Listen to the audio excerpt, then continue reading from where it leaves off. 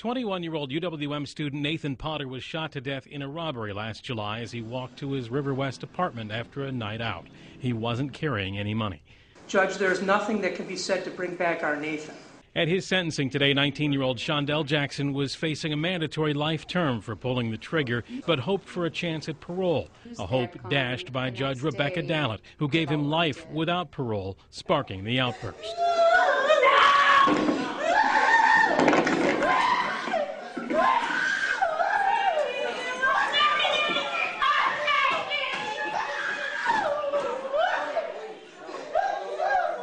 It all started when Jackson turned towards the Potter family, something deputies were watching for. At the sentencing today, prosecutors played this 12 News video of Jackson's February conviction when Jackson gestured to the Potter family several times, cursed at them, and as he was let out of court, our camera caught him smiling at the victim's family. We see how evil Shondell is in court, looking at us, swearing at us, and smiling. The judge said Jackson's past behavior in court influenced his getting the maximum sentence. Jackson's angry family members today shouted support to him as he was led away, and one screamed at Potter's family as she left the courtroom. 21-year-old Brandon Spencer of Inglewood bangs his head as a judge sentences him to 40 years to life after he was convicted of shooting a rival gang member at a 2012 Halloween party on the USC campus. The violence just 6 months after 2 Chinese students were murdered in an apparent robbery just off campus. Since then, USC security has been beefed up. Today, in L.A. Superior Court, Spencer begged for mercy from Judge Edmund Clark Jr. before sentencing. I'm sorry for what happened, Your Honor, but I can't do life in prison. And I'm not a bad person, but I made mistakes. But I'm not just some gangbanger that she tried to portray me as. Broke down in tears this morning when she was sentenced for killing an elderly man. It is a judgment of this court that upon your conviction for the crime of manslaughter in the first degree, that you be sentenced to a determinate sentence of 21 years plus post-release supervision of 5 years. The mandatory surcharge of $300 is hereby imposed, as is the crime victim's assistance fee of $25 plus a $50 DNA databank fee. All to be paid out of prison funds. You have 30 days within which to file a notice of appeal.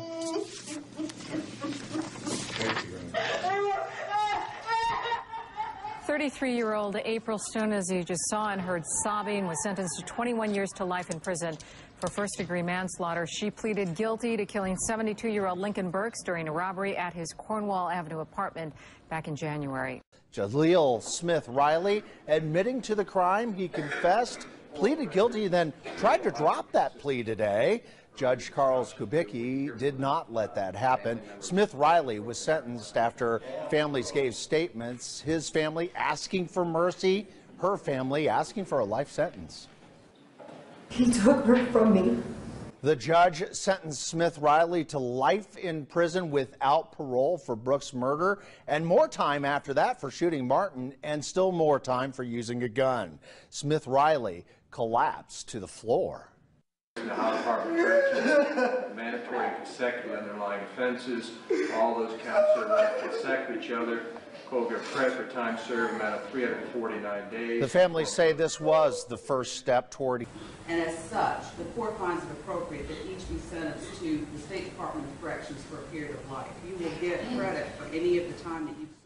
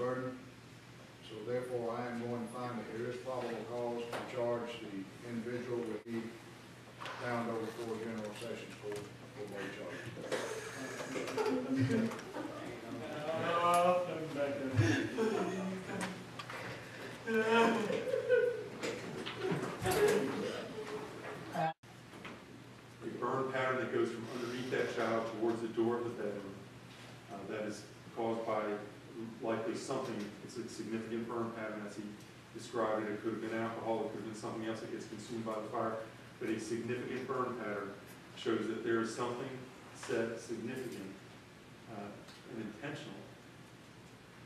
And at that point, to start a fire in that room as he admits, and then to walk away, not trying to extinguish that fire, and immediately starting another fire in the living room, and then to claim it's an accident, that it got out of control, that's an extreme recklessness, and that's intent, that's maliciousness, that's a definition of malice.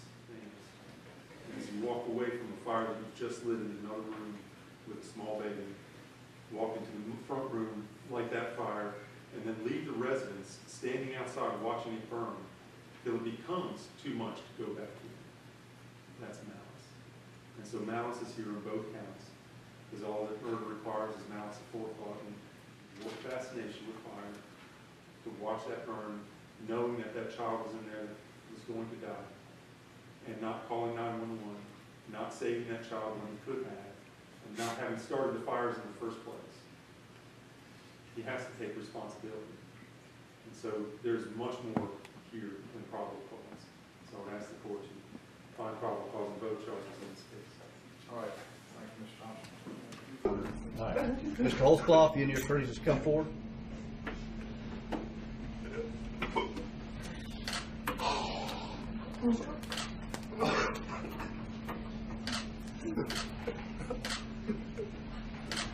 Mr. Holzclaw, this jury finds you guilty of the various counts. You will be remanded to the custody of the Oklahoma County Sheriff for formal sentencing set January 21st, 2016 at 10 o'clock a.m. Your Honor, I'd ask to hold the jury. All right, you have a seat.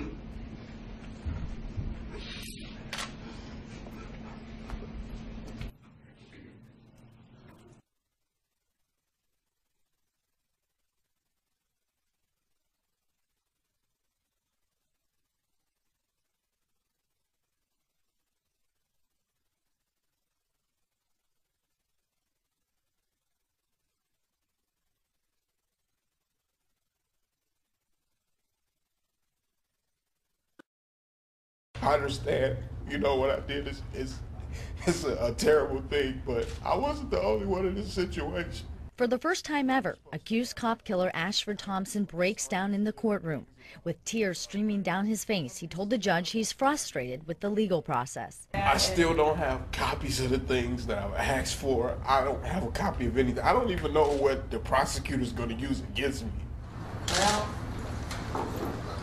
probably your statements, Mr. Thompson. Thompson is accused of shooting to death Twinsburg police officer Josh McTarian in July 2008. Wednesday afternoon, McTarian's widow Holly sat in court as Thompson told a Summit County judge he's having a tough time in jail. He complained that he's not receiving his mail, that he's constantly being harassed. How can these people just do anything they want?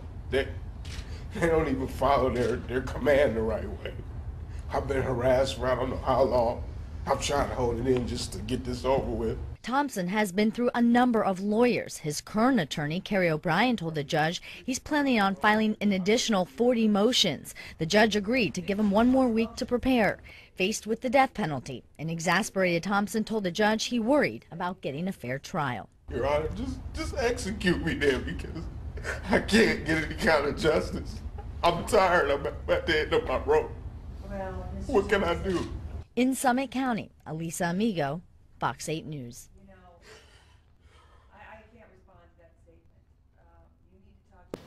I didn't mean to kill Austin. Ashley, I really didn't. You really think I did that? I didn't mean to hurt him. Dylan Shoemaker walked into a state Supreme courtroom pleading his case, telling his victim's mother and the court he's remorseful for what he did. Shoemaker was sentenced Friday for beating 23-month-old Austin Smith last March. Before the sentence was handed down, Shoemaker and his defense attorney fought for the minimum sentence, 15 years to life. I can't take back what was done.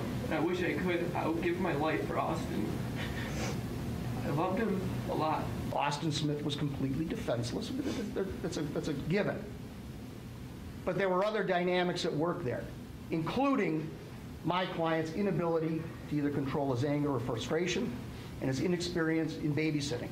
Based on his short life now, what is to say he won't do this again? Well, we don't know that. I think it's completely unlikely. It was a situational, circumstantial thing. In Judge M. William Bowler's last words to Shoemaker, he told the now 17-year-old that in his short life, he's caused so much despair to so many people. Bowler said he listened intently to Shoemaker's testimony during trial and called him a manipulator who minimizes his actions. The record will show that you admitted that on July 23, 2013, in a phone call to your mother from the holding center, you stated, and I got a quote from the court reporter, "I am a 16-year-old blonde. Probably all I have to do is cry in front of the jury, and they're going to feel sorry for me," end quote. Afterwards, Shoemaker was sentenced to 25 years to life behind bars.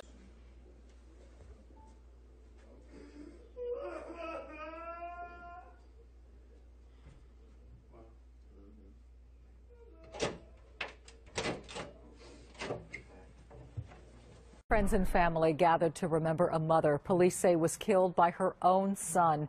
Deidre Jefferson, a beloved member of the Alief ISD School Board, was stabbed to death at her home on Friday. Just hours ago, a candlelight vigil was held in her honor right there in the parking lot of the Alief Administration Building in the 4000 block of Cook Road. Police say Deirdre's son, Blake Jefferson, brutally stabbed and killed his mom inside their Alief home early Thursday morning.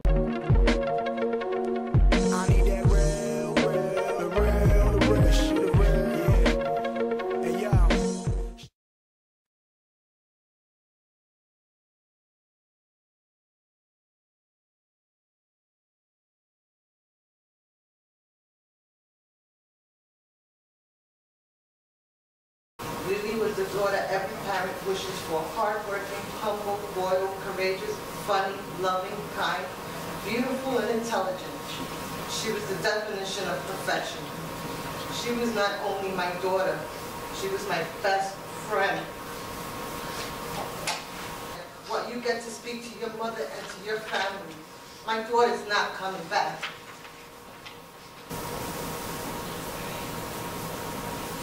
So sorry for the pain I caused you. Sorry. This was the love of my life.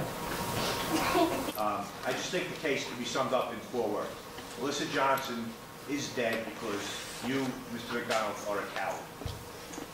The autopsy reveals that Ms. Johnson had blunt impact injuries to her head, neck, torso, and extremities. The combination of her injuries and level of intoxication indicate that she was virtually defenseless. She didn't bump into a wall and knock the mirror off. She didn't fall and hurt her face off the bed, or her neck, or her back, or her side, or her arm, or her leg, or any other place that she has bruising and hemorrhaging. She wasn't snoring when you picked her up, unlike what you told the police. She was probably dead. You batted a defenseless woman who weighed 107 pounds. You raised your hands to a woman. That makes you pretty low. In my book, that makes you a coward. But just when you think someone couldn't sink any lower than beating a 23-year-old woman to death, you proved everyone wrong. Before you left the apartment, you propped Miss Johnson up against the bed and took her picture. It is one of the most disturbing pictures I have ever been unfortunate enough to see. It's upsetting to think that you would take a picture of someone in that condition and she looks as though she's already passed. It's disturbing to think that you left a human being in the state she was in and just went out after taking a picture that you posed. Your lack of compassion is palpable. You don't have an ounce of decency in your body. There are no words that can describe how depraved and despicable your actions are. But no judge in this world can actually sentence you to what you deserve for callously beating Alyssa Johnson to death and forcing her family to grieve and suffer for the rest of their lives. You're sorry today? I didn't see an ounce of sorrow in that statement you made or in the police officer's testimony with regard to the night of March 10th. So I don't need any crocodile tears in front of me today. You are a coward. That sums up the case. So based upon your guilty plea to manslaughter in the second degree, your sentence is a minimum of 4 years, a maximum of 12 years. It's an indeterminate sentence to be served in a prison. Thank you, Your Honor. You're welcome. You're a demon. Quiet. I'm leaving. I'm going. I'm going to that.